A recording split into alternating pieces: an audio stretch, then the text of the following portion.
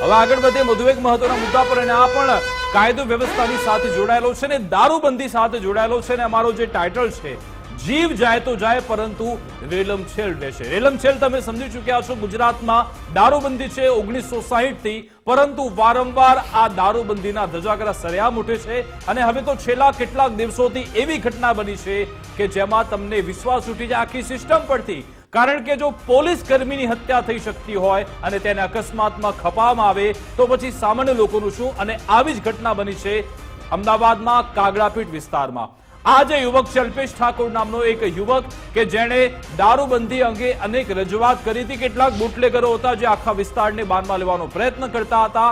આ જે આ યુવક છે જાગૃત યુવક, તે પોલીસ સમક્ષ પણ પહોંચ્યો તો અનેકવાર કાગડાપીઠ પોલીસ સ્ટેશન સમક્ષ રજૂઆત થઈ હતી કે આ વિસ્તારમાં આ દારૂનું દૂષણ છે, જેને બંધ કરવું જોઈએ. બદલ આપ જે પોલીસ કર્મી છે તેમણે એક બાહેધરી પણ આપી હતી, જે તમે બતાવ્યું મને કે દારૂબંધી અમલ કરાવીશ. આ રેલમછેલ છે એનો ત્રાસ કેટલો છે અત્યારે સ્ક્રીન પર આપણે જે જોઈ રહ્યા છીએ એ બાહેંધરી પત્ર છે, જેમાં સસ્પેન્ડેડ પીઆઈ, જેને આજે સસ્પેન્ડ કર્યા કાગડાપીઠના પીઆઈ, એમની સહી છે એ બાહેંધરી પત્રમાં. અને એ બાહેંધરી પત્ર ક્યારે લખીને આપ્યો હતો?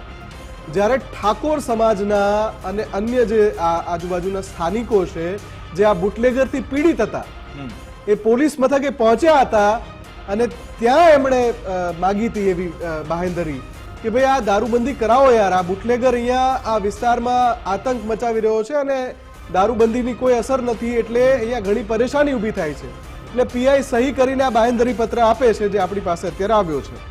હવે મૂળ વાત એ છે કે બુટલેગરનો આતંક એટલો છે કે એક જાગૃત નાગરિક પોલીસ પાસે જાય અને એવું પણ કહેવામાં આવે છે કે એમને કોઈ બીજી પણ અદાવત હતી. જે હોય તે મુદ્દો અહીંયા એ છે કે રેલમછેલ નું વજન કેટલું બધું વધારે હશે કે આટલી મોટી આજના દ્રશ્યો છે કે હત્યા થઈ પછી આટલી મોટી માત્રામાં રોષ છે, લોકો રસ્તા પર ઉતર્યા. અને આને આપણે એટલે ના ભૂલવું જોઈએ કે હજુ હમણાં જ પોલીસના એક આશાસ્પદ પીઆઈ પઠાણનું શંકાસ્પદ મોત થયું છે. હજુ એ તપાસ હેઠળ છે અને મોત પાછળ પણ સવાલ ઉઠાવવામાં આવી રહ્યા હતા કે ક્યાંક આ જે રીઢા બુટલેગર છે એનું નેક્સસ તો આ પીઆઈ પઠાણને ભરખી નથી ગયું ને. હજુ એ દિશામાં તપાસ પણ ચાલુ છે. ત્યાં બીજી એક ઘટના બને છે જ્યાં એક નાગરિકનો જીવ જાય છે, ત્યાં પણ કારણ એક બુટલેગર છે. એમાં પણ બુટલેગરનું કારણ છે. એટલે કે આ બુટલેગરોને કોણ રક્ષણ આપી રહ્યું છે, કોણ સાંભળી રહ્યા છે, તે શોધવાની ખૂબ જ અત્યારના સમયની જરૂરિયાત છે. સસ્પેન્શન જે આ બે થયા છે ને વિકાસ, જી તમે જે કહી રહ્યા છો ને કે આને કોણ રક્ષણ આપે, રક્ષણ એ જ આપે છે જેમને બંડલ પહોંચે છે.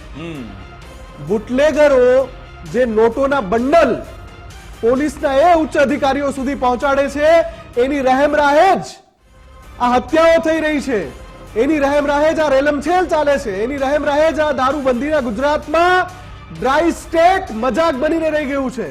અને એટલા માટે જ કોઈ આવીને મજાક કરી જાય છે, કોઈ આવીને અહીંયા મજાક કરી જાય છે. કાગડાપીઠના એસએ પટેલ પીઆઈ છે તે સસ્પેન્ડ થઈ ચૂક્યા છે. અને મુફદ્દલ ગુજરાતમાં તો દારૂબંધી છે ને પછી તેમણે બાહેધરી આપતો એવું પત્ર લખવો પડે છે કે હું બાહેધરી આપું છું. એટલે ત્યાં કેટલો ત્રાસ હશે બુટલેગરોનો, કેટલો એ લોકોનો આખો વિસ્તાર તેમના બાનમાં આવી ગયો છે કે એક વિસ્તારના જે પીઆઈ છે લેટરમાં લખીને આપે છે કે હું અહીંયા બાહેધરી આપું છું, આ વિસ્તારમાં દારૂ નહીં વેચાય, છતાં પણ દારૂ વેચાય છે. ને પછી એમાં ને એમાં જે યુવક છે તેનું મોત થઈ જાય છે. અને તમે જે વાત કરી તેની પણ આપણે વાત કરીએ. એમાં મારે ઉમેરો એ કરવો હતો, એ વાત અધૂરી છૂટી ગઈ કે